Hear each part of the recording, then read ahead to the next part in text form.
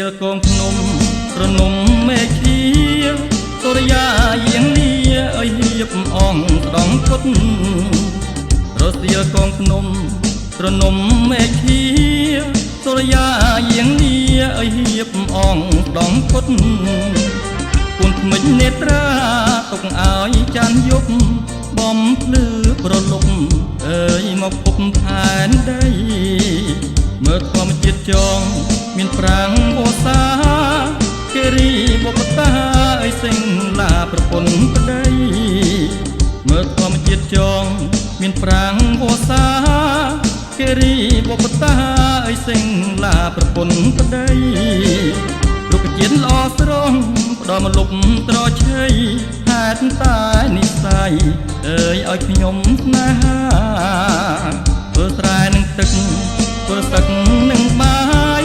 ពាក្យចាស់បរិយាយឲ្យឆ្លងកាត់ហើយណាធ្វើស្រែនឹងទឹកធ្វើសឹកនឹងបាយពាក្យចាស់បរិយាយឲ្យឆ្លងកាត់ហើយណាសម័យសង្គ្រាមទូបដោសង្ខាអងញាតឯកាអើយមកដល់សពថ្ងៃ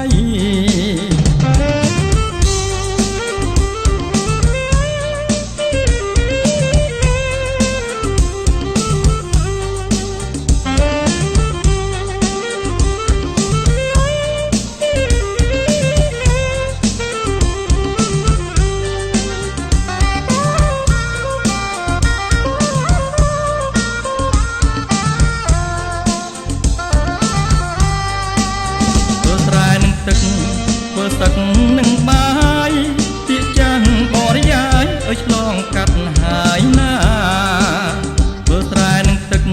ធ្វើសឹកនឹងបាយពាក្យចាស់បរិយាយឲ្យឆ្លងកាត់ហើយណាសម័យសង្គ្រាមទូបដោសង្ខាអងញាតឯកាអើយមកដល់សពថ្ងៃរសៀលកងភ្នំជុំសែនរីករាយមានទាំងបន្ទាយអើយឲ្យខ្ញុំអាល័យរសៀលកងភ្នំជុំសែនរីករាយ